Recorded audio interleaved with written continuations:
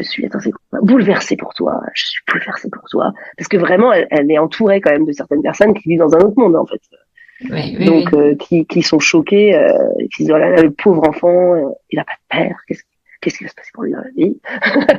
Et du Eh, coup, eh. elle peut défendre ça. Attends, mais en fait, nous, on est Ok, trop contents. waouh. Cet enfant, il est parfait. Enfin, arrête de nous faire chier, quoi. Donc, c'est une vraie avancée. Et du coup, j'ai beaucoup de soutien de leur part. On s'entend très bien maintenant parce que moi, j'ai aussi réparé plein de choses.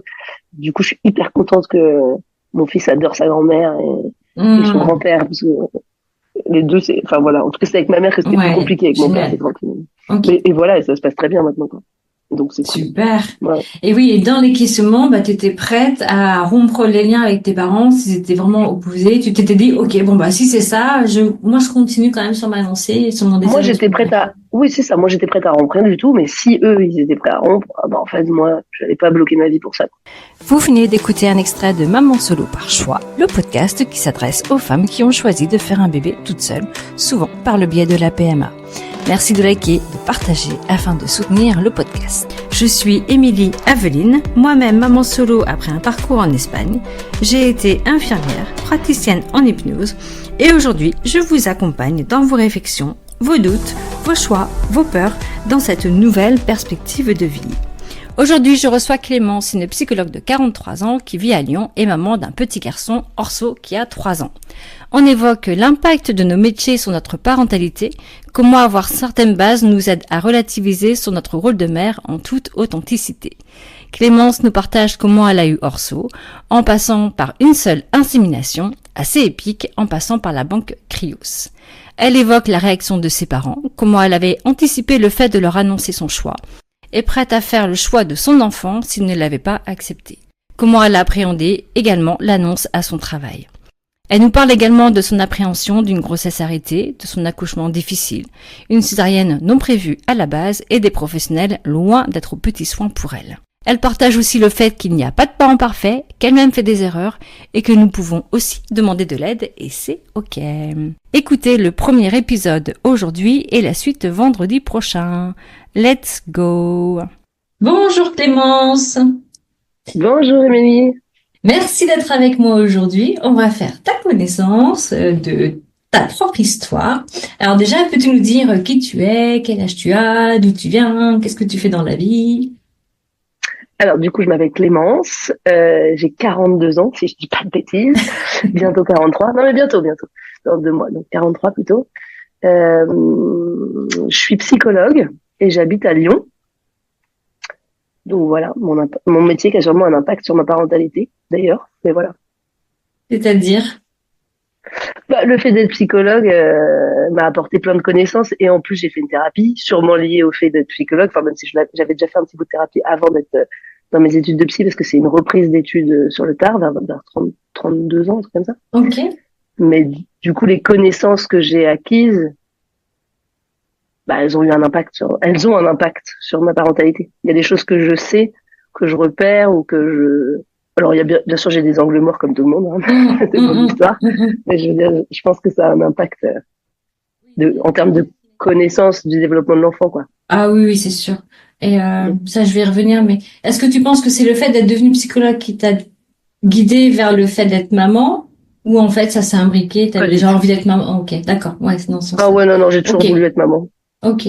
Ouais, donc c'est Ouais. plus dans le sens que tu dis que ton métier te donne des billes, hein, en fait, dans ta parentalité. Oui, C'est ça, en tout cas, ouais. je pense alors j'imagine que je suis psychologue aussi par rapport à ce que j'étais, quelqu'un qui se pose plein de questions, qui adore décortiquer tout et tout ça. Donc je le vois que je le fais dans ma parentalité, même si Mm. c'est un peu tranquille.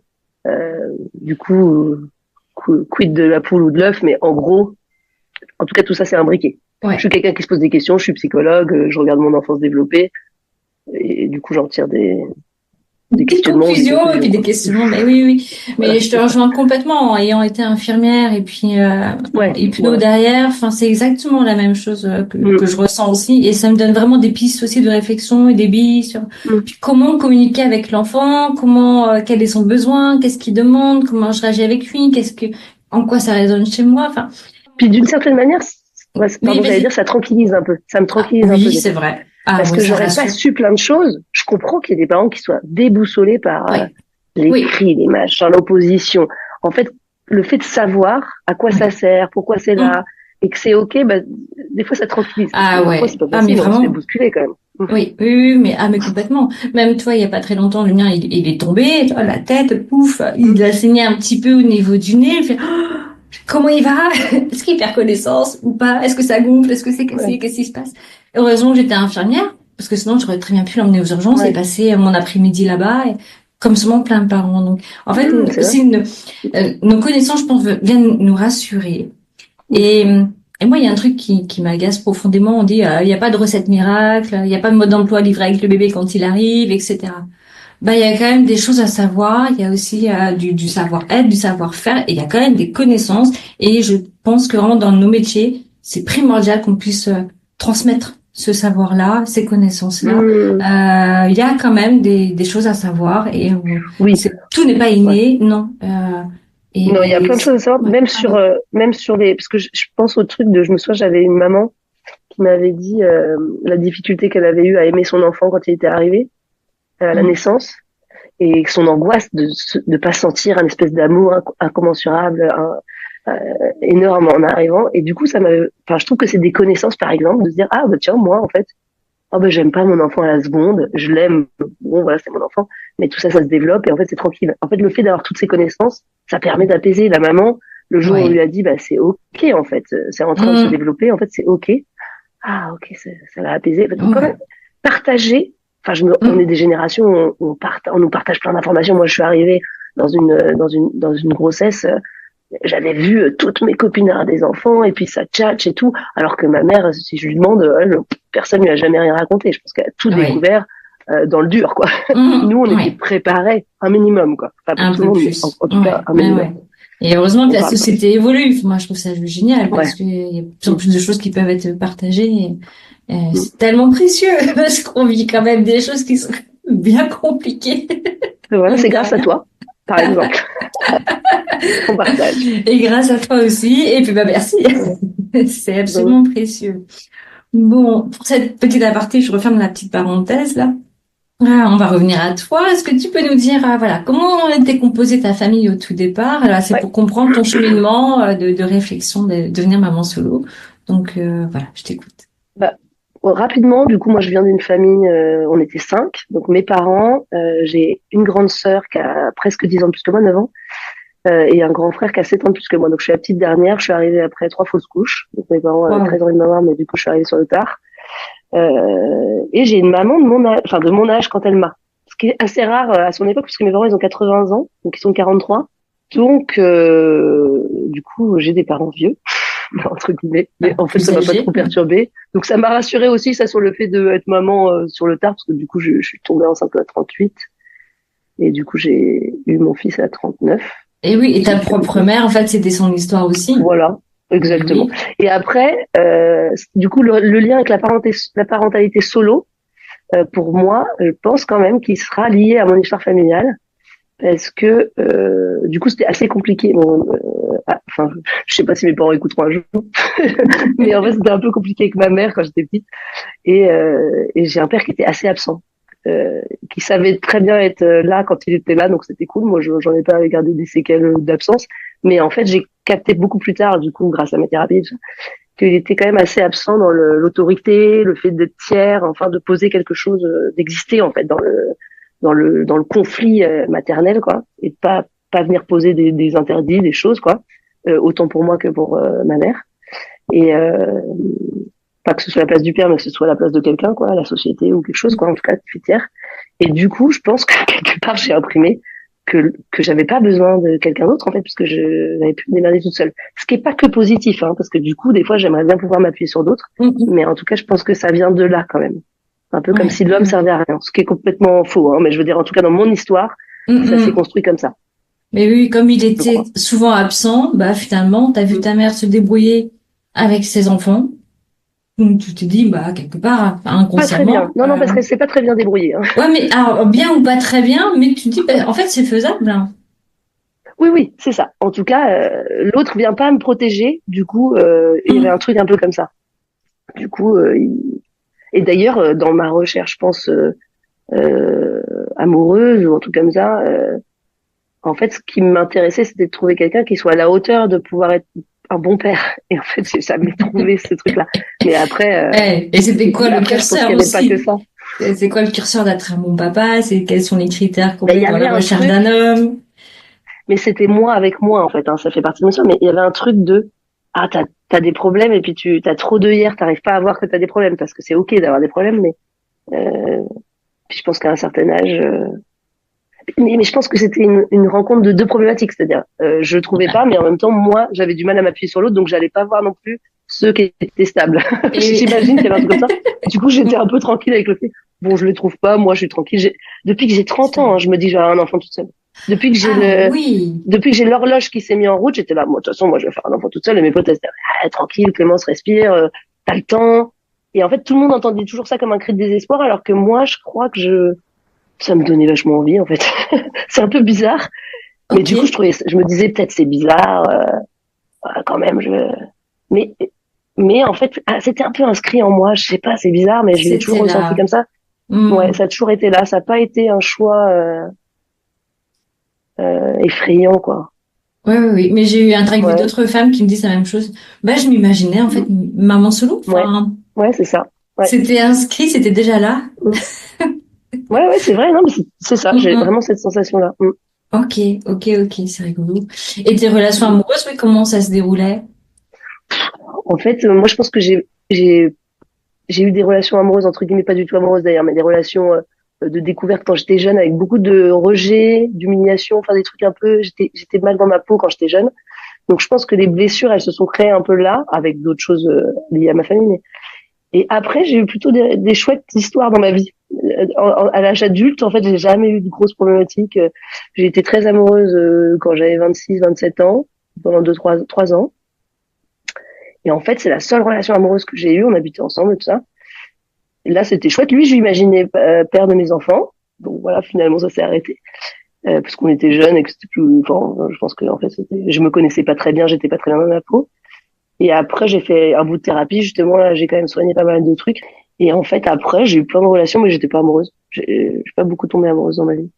Hmm, Voilà. ok. Donc, Et ça a jamais été un projet de couple, là, finalement, d'avoir un enfant ensemble, à ben, deux? j'avais Oui, envie quand même. Hein. oui, oui, mais Ouais, entre ouais, j'avais l'envie et envie. le désir qui se crée dans le couple, on en parle et puis on met le projet en place. Mais c'est ça. En fait, ah oui, non, non, non, non, ça jamais. Ah oui, non, non, ça n'a jamais été un projet. Et puis, je pense que j'avais envie d'avoir un enfant plus que. Du coup, je faisais partie de ces gens qui sont là, bah quand même, il faudrait que je trouve un mec parce qu'il faudrait que je fasse un enfant. Et puis en fait, c'est parce que la société me disait ça. Puis en fait, à un moment, j'étais Ouais. là, bon, en fait, moi, j'ai envie de faire un enfant. Je sais que bah, du coup, j'étais en reprise d'études. J'ai fait une thérapie pendant mes études. Donc le sujet, il est arrivé sur la fin de ma thérapie parce que j'ai mis du temps aussi à l'assumer peut-être. Et puis en fait, je suis allée au bout de mes questionnements. Et une fois que c'était ok, quoi. J'étais prête. Et puis j'ai répondu à toutes les questions. Je sais pas, c'est comme si une fois que j'avais répondu à toutes les questions de ce que l'enfant pourrait venir me demander et que j'étais tranquille avec les réponses, bah voilà, tout s'est Ouais. posé tranquillement. Ah, pareil, moi j'ai eu cette réflexion aussi, de Mm. me poser toutes les questions, je répondais à toutes les questions que je me posais, Ouais, est-ce que je pourrais lui répondre à lui? C'était au clair pour ouais, c'est moi, ça. moi c'est bon, je peux y aller, Ouais, quoi. Je suis au clair avec moi, voilà, je me c'est sens ça. bien ancrée, enfin, ça roule. Mm. Hum, Ouais, il y a une super. ou deux questions qui ont mis plus de temps et puis une fois qu'on a trouvé la réponse, bah, une fois que Hum. c'est ancré en fait. Allez, c'est ça. Et d'ailleurs, Orso, enfin mon fils, il me pose souvent des questions. Qu'est-ce qu'il te pose comme question? Alors, il a donc 3 ans, là, il est encore Il a petit. 3 ans. Ouais, ouais. Et ben non, mais c'est marrant parce que comme c'est un sujet qui existe, moi je lui raconte des trucs depuis qu'il est petit. Je me souviens que puis il y a les livres et tout, donc un jour on lisait un livre, ces trucs Archibald, Maman je t'aime ou je t'aime même quand tu es, je t'aime quand tu es beau, je t'aime même quand tu es pas beau, enfin un truc comme ça quand t'es pas là. Je sais pas si Ok. tu vois ce livre. Et en fait à un moment, je t'aime quand t'es avec moi et je t'aime quand t'es avec l'autre, quoi. Je sais pas exactement comment c'est dit. Ok. Et du coup il retourne les pages, mais là il avait 1 an et demi quoi. Hein. Il retourne les pages, papa. Il me montre la page, tu vois. Je dis, ah, ok. Du coup, je lui réponds un truc, puis bon, on passe à autre chose. Puis le matin, je me dis, ah, bah, je vais quand même lui raconter. Donc, je commence à lui dire, tiens, hier, t'as dit papa, là, non, peut-être que tu te poses des questions. Donc, je commence à lui expliquer un truc. Je lui baragouine un truc, hein, parce qu'il parle pas. Et en fait, il me regarde et il était là, encore, encore, Oui, avec, encore. oui, la langue des signes. Trop mignon. Non, mais trop mignon. Du coup, je suis allée chercher un petit Euh, livre, parce que j'ai écrit beaucoup pendant la réflexion, pendant ma thérapie. Enfin, pendant la réflexion que j'avais de l'attendre. même quand j'étais en voyage plus jeune et tout. Donc, j'ai refait une compilation un peu de tous ces textes. Et puis, j'ai écrit pendant ma grossesse. Donc, il a un petit livre qui explique un peu toute son histoire. Et du coup, je lui montre le livre et tout. C'était trop marrant parce qu'il était vraiment, ah ouais, encore. Et puis, oui, c'est revenu. Une fois, il était là pendant 3 jours. Il m'a demandé, papa parti. Donc, j'étais là, non, papa parti. Mais du coup, il y a toujours un truc un peu déstabilisant. Et puis, on répond. J'étais, bah non, papa, enfin, je lui explique, pas parti. Bah non, parce que toi, on le connaît pas. Puis je me marche. Maman, elle le connaît pas non plus. Et puis, je lui explique, c'est un donneur. Il a donné ses petites graines, une grande de maman. Enfin, je lui baragouine des trucs. Puis, en fait, au bout d'un moment, on sent qu'il pose plus la question. Je me dis, bon, il a entendu une réponse. Puis ça revient de temps en temps. Voilà. Il a dit qu'il avait envie d'avoir 2 mamans. Parce il a une copine à la crèche qui a 2 mamans. Donc, ça, moi aussi, j'aimerais avoir 2 mamans. Une fois triste, il m'a dit, moi, je veux mon papa. Et puis, je lui dis, ah ouais. Bah oui, t'aimerais bien avoir quelqu'un d'autre, et puis tu préférerais pas avoir 2 mamans? Si, je voudrais 2 mamans, bah voilà, bah oui, bah en fait, toi, t'as que maman. Puis il s'est marré, on s'est marré, je sais pas. En fait, ça existe, déjà, je trouve que la confrontation 1 à 1, c'est-à-dire que quand je suis en colère contre toi, c'est aussi avec toi que je vais me consoler, même si c'est ça dans la relation avec sa mère, même quand on est en couple, hein, mais, bah, du coup, ça donne envie d'avoir de l'autre, surtout quand les autres, ils ont l'air d'avoir 2 à chaque fois. Mais bon, ça reste tranquille, quoi. J'ai pas l'impression que ce soit une problématique. Mais les questionnements vont arriver. Mais ça va arriver, puis c'est savoir aussi répondre en fonction de l'âge de l'enfant. On va pas partir dans tous les détails quand il a 1 an ou 3 ans. Souvent, ils ont juste besoin d'une réponse simple, claire. Et puis c'est au clair pour nous. Yep. Et après, l'enfant, il s'envole, il part avec ça et c'est bon, quoi. Du moment qu'on a répondu à sa question honnêtement, ça roule. Oui, d'ailleurs, il l'a dit au médecin la dernière fois. Là, il y a pas longtemps, il était avec ma mère chez le médecin parce que moi, je pouvais pas l'emmener. Et du coup, il parlait des amygdales ou je sais pas quoi. Ah, bah, c'est qui a des végétations, des amygdales comme ça? C'est maman ou c'est papa? Il dit, moi, j'ai pas de papa. Et en fait, c'était tranquille. Ma mère, elle a dit, oui, il a pas de papa. Et sa mère, elle a des grosses amygdales. On lui a enlevé quand elle était petite. Et puis, c'est passé à autre chose. Donc, c'est marrant, quoi. Et puis, basta. Donc, ça y est. Bah oui. Ouais. Oui. Parce que c'est inscrit dans son histoire et c'est OK pour lui aussi. Enfin, il n'y a pas de problème, en fait. Il n'y a pas à faire un problème de ce qui n'est pas un problème. Oui, c'est ça. Les questionnements, ils vont arriver parce que la société, elle est encore, elle pose des questions. Les gens, ils se disent, bah, si, t'as un papa. Voilà, des trucs comme ça. C'est tout, c'est comme ça. Comme de maman, où en fait tout le monde traverse ces questionnements. Voilà. Comme si je suis roux et que les autres ils disent ah pourquoi t'es roux. Enfin, en fait la différence de toute façon, elle va venir marquer des choses. Des fois, il va dire ah fais chier d'être pas comme les autres quoi.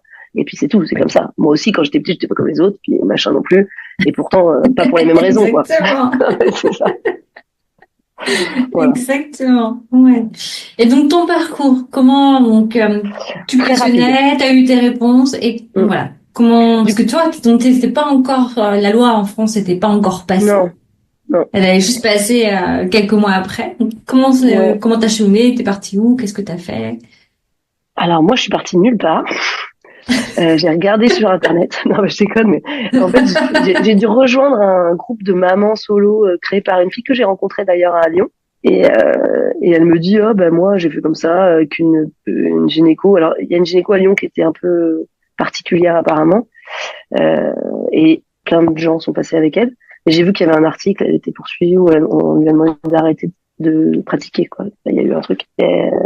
Enfin, en gros, j'apprends qu'il y a elle et un autre gars qui propose d'accompagner je sais pas comment on dit en fait, je cherche mes mots, mais bon, en gros j'ai commandé, en fait je suis allée rencontrer ce gynéco, j'ai fait les tests, donc moi je suis allée voir un mec qui travaille, j'imagine toujours, dans une clinique spécialisée dans l'accompagnement de parcours PMA en fait. Okay. Et du coup l'idée c'était je commande chez Cryos. Voilà. Et lui, il reçoit les gamètes. Les paillettes. En fait, après, les paillettes, et après, il m'insémine. Et en fait, très, très vite, enfin, si je fais court, en gros, du coup, j'ai fait 1 an avant de tomber enceinte, j'ai fait tous les tests et tout ça. Tout était au vert. Je me souviens même plus trop ce que j'ai fait, en fait. T'as même, toi, réserve ovarienne, tes follicules. Ça, je sais pas. Bon. Ouais, je crois. Les follicules, oui. Okay. J'ai fait le truc de la trompe, je sais pas quoi, là, avec de l'encre. Je me souviens de ça. Et je sais et l'AMH, enfin, du coup, tout était ouvert. Voilà, tout était ouvert. Mais le gars, il était un peu en mode YOLO, quoi. Allez, on y va, c'est cool. Donc là, il me dit, c'est bon. Et moi, je dis, bon, je me dis, oui, bon, on va prendre un peu le temps. Je suis sortie avec un mec à ce moment-là en me disant, oh, tiens, pourquoi pas. Je pense que j'avais besoin de faire le deuil, au revoir à quelque chose, quoi. Et du coup, après, il y a eu parce que du coup, moi, c'est pendant le Covid que j'ai vraiment pris ma décision. Je pense que le fait d'avoir été tranquille pendant un temps, donc j'ai fait les tests à la sortie du Covid. Et après, il y a eu les confinements, il y a eu plein de trucs. Donc finalement, pas que je doutais de mon choix, mais comme j'avais rencontré quelqu'un, enfin, j'ai été pris dans autre chose.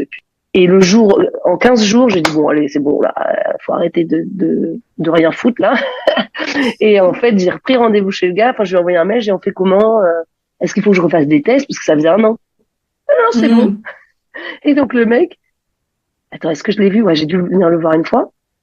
Il m'a dit, bah, c'est bon, tu commandes. Il m'a filé 3 médocs à prendre pendant 3 jours. Et je sais même pas s'il y avait une piqûre, je me souviens même pas. Et il m'a dit, rendez-vous le machin, tel jour. Donc, je n'ai rien fait. C'est vraiment comme ça, quoi. J'ai pris les 3 médocs, il m'a dit venir tel jour à telle heure. Et j'ai fait aucun check, il y a eu aucun rendez-vous, on n'a pas regardé mes follicules, mes machins. Je suis arrivée, il m'a inséminée, je suis tombée enceinte. Donc franchement, moi, il m'est arrivé le truc le plus improbable de la Terre.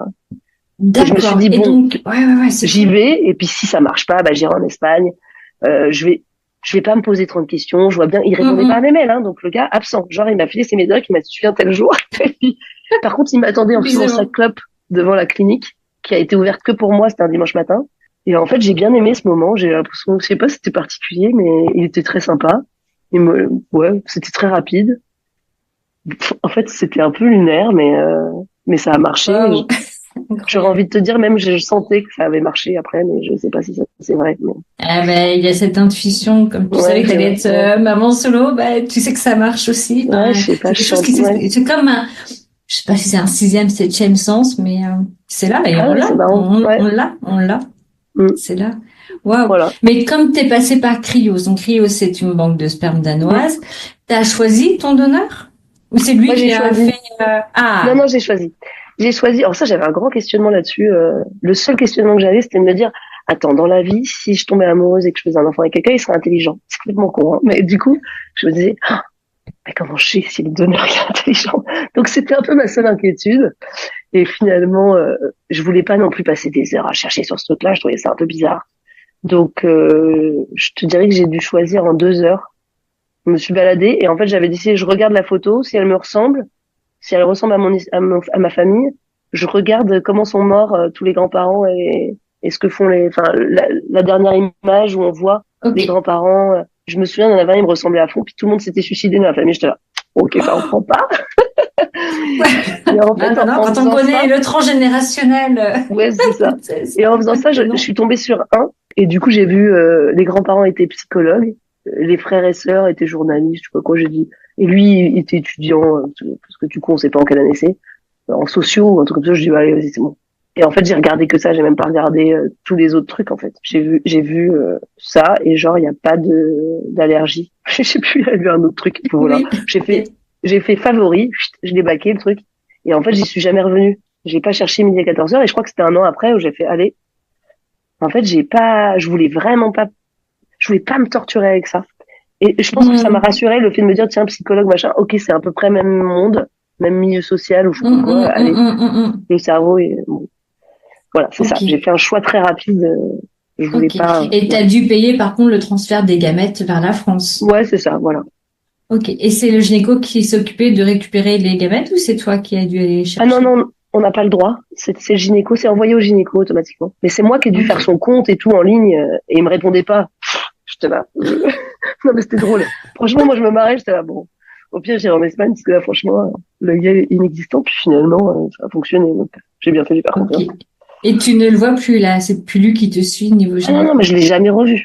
Je ne l'ai jamais revu. Je lui ai envoyé un message pour lui dire je suis enceinte. Et lui, il répondait des mots. Donc, peut-être il m'a dit, super. Je sais pas. Faudrait que je regarde dans mes mails. Mais je l'ai jamais revu. Incroyable. Voilà. Ouais. Mais bon, très gentil, au demeurant, mais voilà. D'accord. Donc, évidemment, ça se passe comme ça, comme une lettre à la poste. Ouais. Tu tombes enceinte. Ouais. Donc là, bingo, enfin, ça marche tout seul sur ton premier cycle et puis, par insémination artificielle. Donc, voilà, bingo, avec tes propres gamètes à toi. Enfin. Ouais. Hop, ça roule. Tu tombes enceinte et toi, tu l'avais annoncé à ta famille? Enfin, est-ce que tes proches étaient au courant? Non, parce que du coup, il y avait mes parents, ils sont à la base, ils sont complètement contre. Enfin, je veux dire, à la base, moi, je suis dans une famille catho. Donc à la base, il n'y a pas cette possibilité pour ma mère d'imaginer ça. Mais en fait, mes parents, en tout cas ma mère, c'est quelqu'un qui peut pas imaginer les choses, elle peut pas projeter autre chose que ce qu'on lui a appris. Par contre, quand ça arrive, elle s'y adapte facilement. C'est assez surprenant. Du coup, c'est non. Un non inscrit pour n'importe quoi, mais une fois que ça arrive, bah, c'est comme si elle n'avait pas le choix, du coup, bah, c'est bon.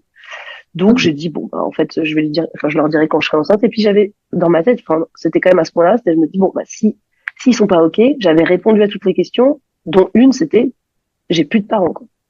Bah, moi, j'étais là en mode, c'est possible.